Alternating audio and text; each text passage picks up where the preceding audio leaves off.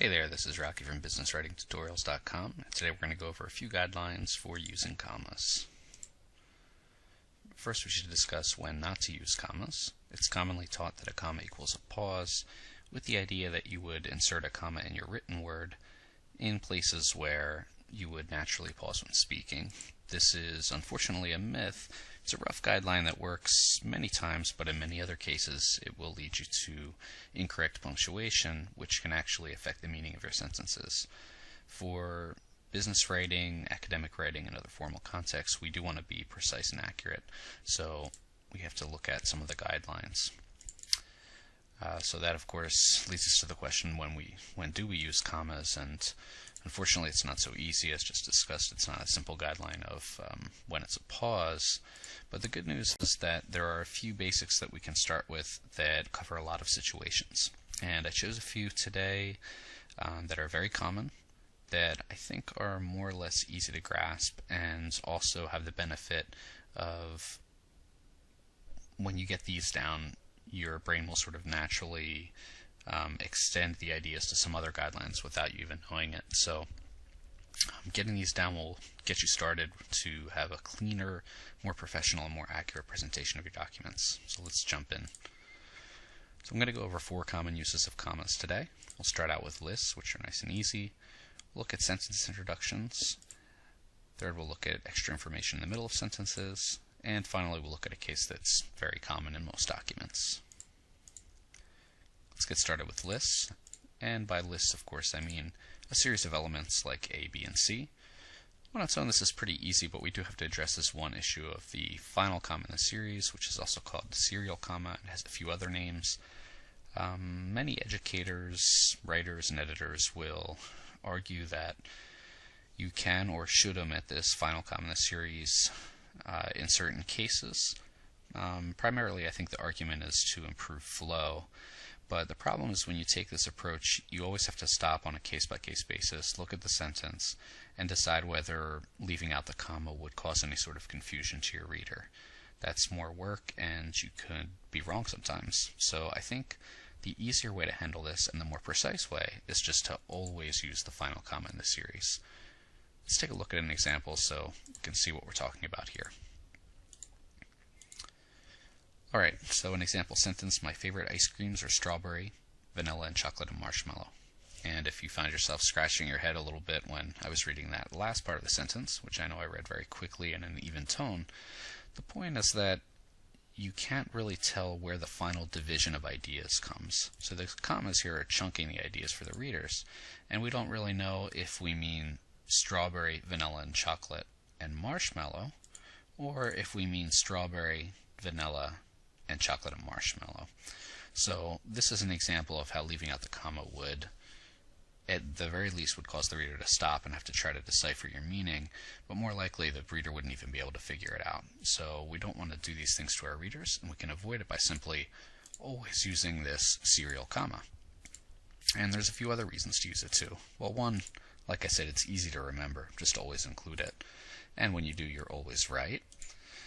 It's more precise. This goes hand in hand, but the idea is that we don't want to ever introduce any ambiguities into our writing if we don't have to. It provides a consistent usage for the reader if we're always including the comma instead of picking and choosing when to do it. So it's a little more professional presentation in my opinion. And you also have most authorities on your side. Most manuals of Guides of American English, for example, the Chicago Manual of Style, APA, MLA, and others, will recommend using the serial comma. There are a couple exceptions. For example, in journalism, they tend to omit the final comma. British English, I've seen, at least from what I've seen, tends to omit it. But again, for our purposes here, we want to always include it. Okay, well, that was our first comma usage. Hopefully that wasn't too bad, so you've got one down. Let's look at our next topic here, sentence introductions. And what are sentence intros? Well, they could be words, phrases, or clauses. And sentence words, single words, could be transition words or sentence adverbs. I don't want to throw out too many of these grammatical terms, but and I will try to explain everything in lay terms as much as possible, but I did want to include the words on the slide so that you can search for more information if you want on your own. Okay, let's take a look at some ideas of what are introductory words to sentences. Okay, one really common example is however. Also, we have similar words such as therefore, hence, which I don't even like to use, so I'm not sure why that came to mind. But transition words add some sort of, they're like signposts for the readers. So you could have transition words of contrast, which is like however. It could also be order of events, order in your document, time, lots of different things. So in this case, however, his presence at the crime scene is suspicious. We just need a comma after this intro word. This is a pretty simple idea, and I think most people get this right. So I won't spend a lot of time on it, but if you want to check out online, you can search for transition words and introductory words to sentences. There are a lot of good sites. I just came across this one today. Looks like smartwords.org. First time I've seen this one, but they did a nice job here of organizing the different transitions, similarity, limitation, contradiction, condition, things like that. And they are mixed here between words and phrases. But it will hopefully help extend your vocabulary a little bit, give you some ideas, and again, it's nicely organized. You could search online for other ones as well. Okay, sentence adverbs are a single word, which is an adverb at the beginning of a sentence that modifies the rest of the sentence. We do this very frequently when we're speaking and when we're writing. And again, I think this is something that most people get right, so I won't spend a lot of time on it. Most adverbs end in ly, although not all of them. But here is one example. Unfortunately, I can't afford the tickets. The idea is that I can't afford the tickets is an unfortunate situation, so this adverb modifies the whole sentence. That sounds so simple that it's almost kind of silly to say, but basically you just need a comma after these sentence adverbs. Again, you can look for lists of them online. This is one that I pulled up earlier from yourdictionary.com. Again, first time I've seen this, but it's nicely organized. And again, just some ideas to expand your vocabulary, and you can search for others. All right, let's move on to some of the more complex ideas, which are the phrases and clauses. Okay, well, what do I mean by an introductory sentence phrase? Well, it's more than one word, for starters, and I'll explain the difference between the phrase and the clause in the next slide. But for the introductory phrases, there are lots of different types. There's prepositional phrases, adverbial, participial, infinitive, appositive, absolute. You don't have to remember all of these names, or really any of these names, although they might be helpful in remembering things or finding more information, so I included them on the slide. I think probably the easiest way to go about this is to look at a few examples, and then we'll try to find some common threads here. First, we have an example of a prepositional phrase. In the middle of the presentation, comma, the computer turned off. Well, we know it's a prepositional phrase because it starts with a preposition. You can look for lists of those online as well. Again, less important to know that it's called a prepositional phrase, and more important to know that we have a group of words here in the beginning of a sentence that can't stand on its own as a grammatically complete sentence, and provides some context or frames or modifies the rest of the sentence. Just as a side note about these prepositional phrases, you are actually allowed to omit the comma in prepositional phrases that start a sentence that are fewer than 5 words. It's a rough guideline. Some people say 4, some people say 5, some people say never. To avoid confusion, probably a good way to start out with prepositional phrases would be to just always include the comma, because if you do, you're always right. So similar situation, like we saw with the list before, you could take the approach of just always being right. That's to always include the comma after the opening introductory prepositional phrase. Then later in the future, you could decide to pick and choose where you want to do it. For example, one sentence where you might omit the comma would be something like with a year. For example, in 2012, Congress passed such and such policy. You could omit that comma after in 2012 because it's fewer than 5 words. Those are just for the prepositional phrases. For the rest of the phrases, length doesn't really apply. Okay, so here we have an example of an adverbial phrase. If the time is right, comma, pop the question. Also, we could have other ones. Another example would be when the time was right, he pops the question. That would also take a comma. This is an example of a participial phrase. Probably the clue that you would use here is that you'll see an ing word that starts the phrase. And when you see an ing word that starts a phrase and the phrase can't stand on its own, it's probably modifying the rest of the sentence. And that's one of the common threads. Already in our first few examples, we've seen that these phrases can't stand on their own as grammatically complete sentences, and they provide some context or describe the rest of the sentence. So we know that I reached my destination while I was driving by night. Okay, so we need commas after all those.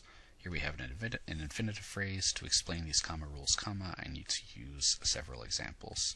And again, can't stand on its own and frames the rest of the sentence. So, of course, I don't expect anyone to remember all the different names of these opening phrases, and you don't have to. The good news is that you just have to remember some common themes. And the two common themes, which I just mentioned before, are one, can't stand by itself, and it frames the rest of the sentence. So it doesn't matter if you know if it's a participial or an adverbial phrase. Pretty much these two rules are always going to apply. Now let's take a look at some clauses. Well, first I should probably explain the difference between a phrase and a clause. A phrase is a group of words that doesn't have its own subject-verb pair, and a clause does. And there are different kinds of clauses. There are dependent and independent clauses. That doesn't matter too much either, but basically we're just going to deal with, in most cases it's longer, but not always. These are going to have subject-verb pairs.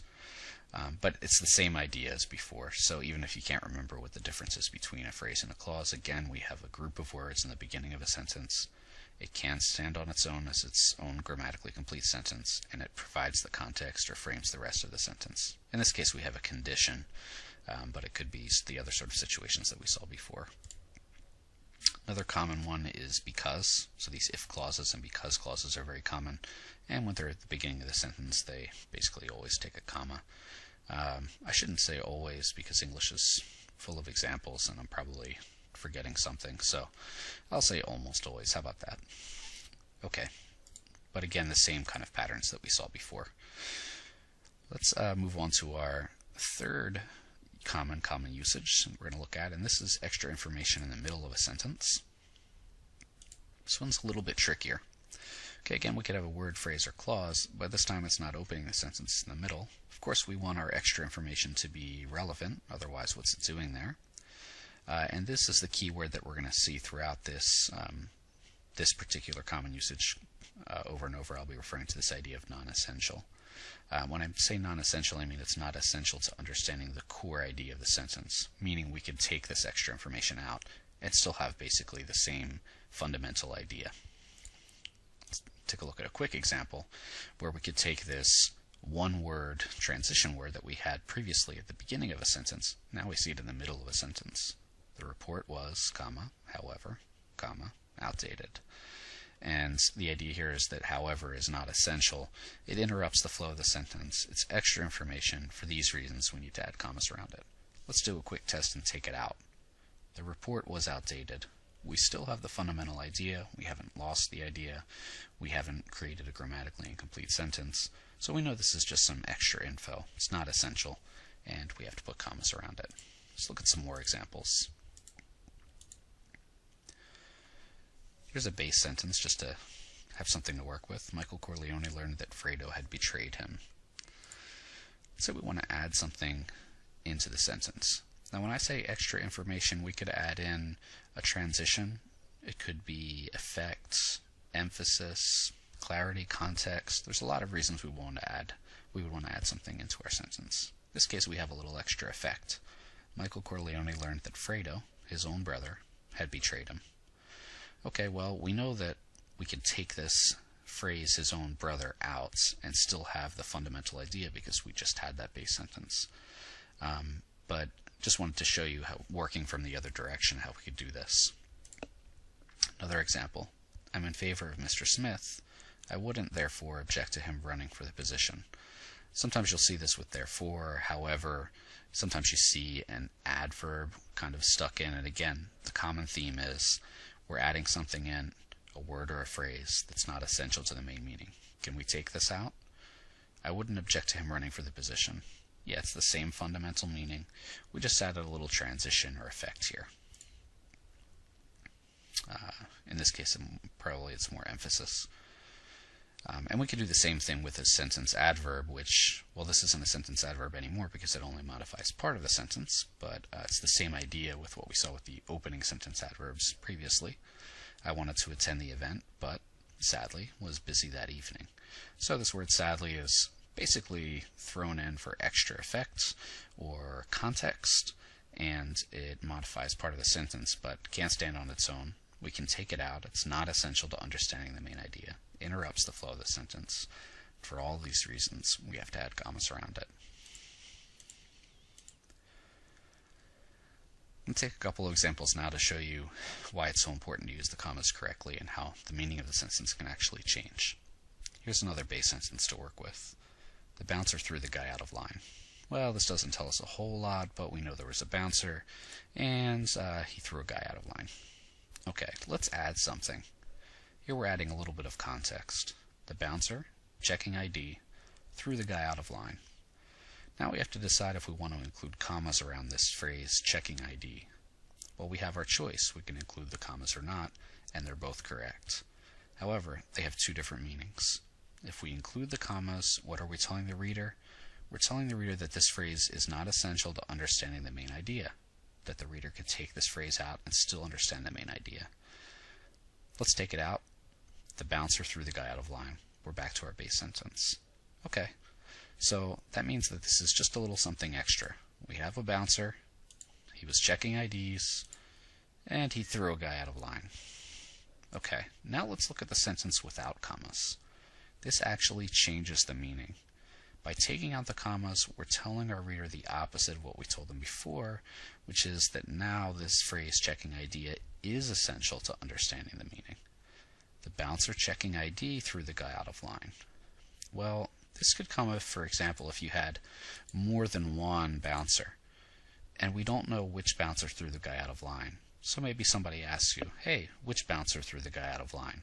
Well, it was the bouncer checking the ID who threw him out of line. And this comes up a lot of times when you need to clarify between multiple options or people or something that's going on in the sentence, and you're not sure without this essential information. Remember, not essential commas, essential no commas. Take a look at one more example. Another base sentence here. Linda's husband is a chemistry teacher. Let's add something. Linda's husband, Tom, is a chemistry teacher. You also will see the word appositive sometimes for these basically extra descriptive information that comes after a noun. And you could search for some pages. There's plenty of pages on that as well. Okay, so to use the commas or not to use the commas.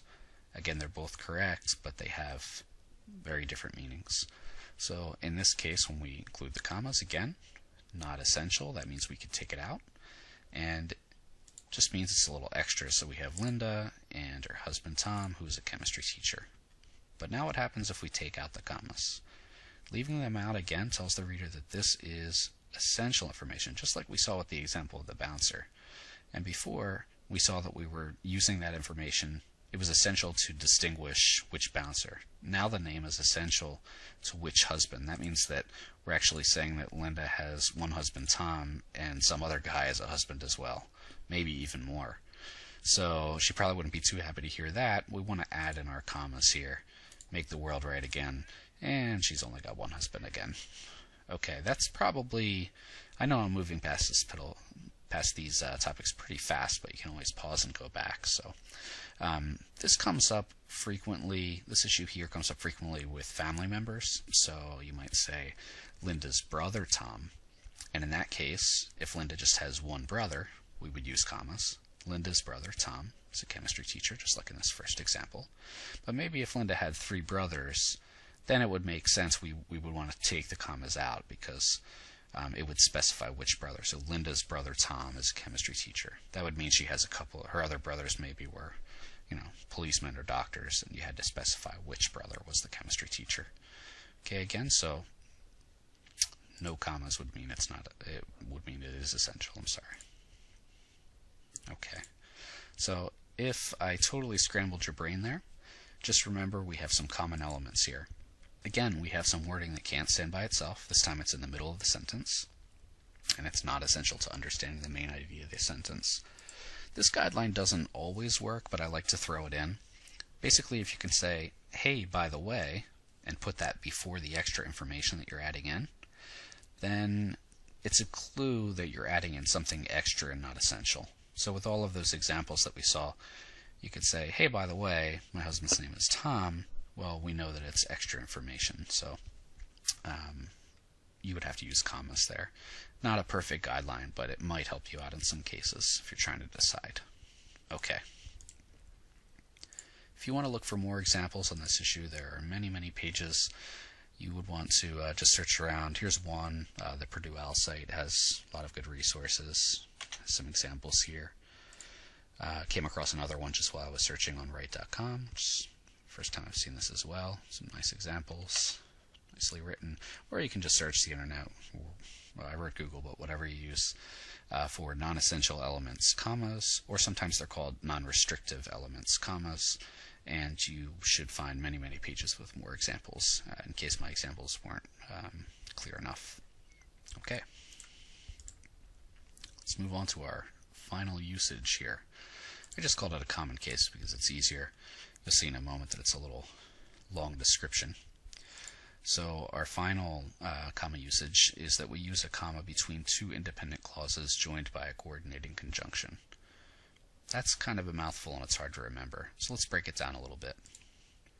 An independent clause is just a sentence component that can stand on its own as a grammatically complete sentence. And a coordinating conjunction is just one of these 7 little words, and, but, or, so, yet, nor, or for. So we can rewrite our rule here as we use a comma between two sentence components that can stand on their own and are joined by and, but, or, so, yet, nor, for. A little bit easier to remember. And a few of these words aren't even very common. Sometimes yet comes up, nor and for much less common. So you're mostly coming across these first 4 words. Makes it even a little bit easier. Let's look at a few examples. Nice and simple. I read a book and she listened to music. Well, we have to do our test. What were the 2 requirements for when to use a comma? First, we have to see if the 2 elements can stand on their own as grammatically complete sentences. The first one, I read a book. Yes, that certainly can. The second one, she listened to music. Yes, that can also stand on its own. And do we have one of those 7 little conjunctions? It looks like we do. So in this case, the comma is correct.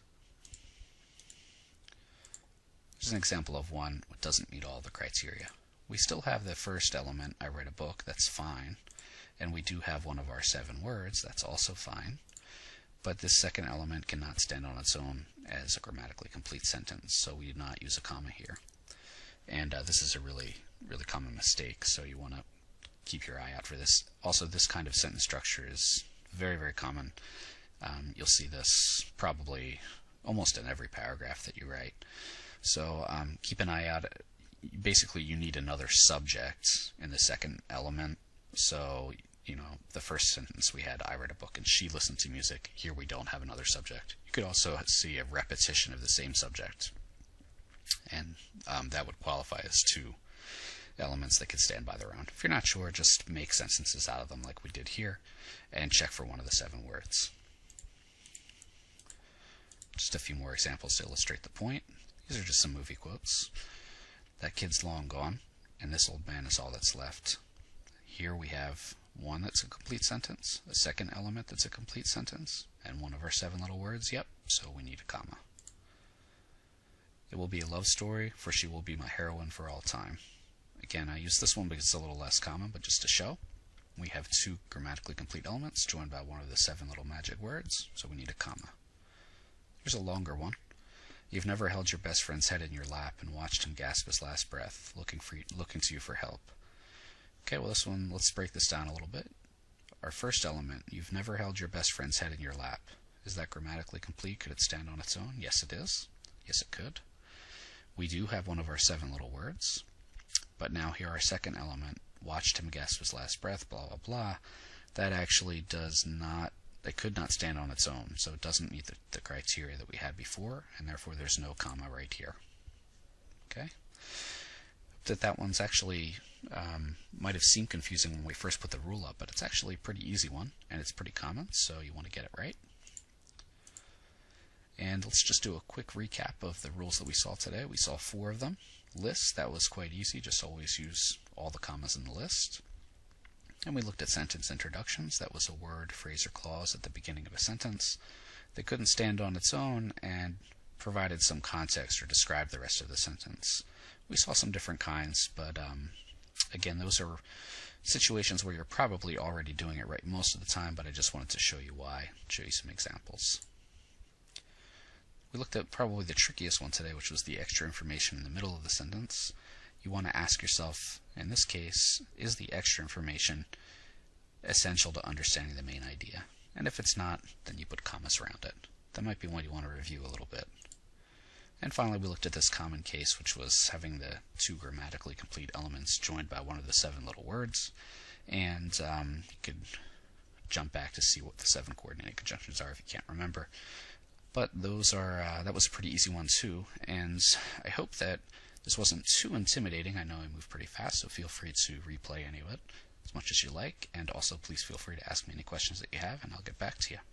So good luck with your comma usage, and moving towards a cleaner, more precise, and accurate presentation of your ideas.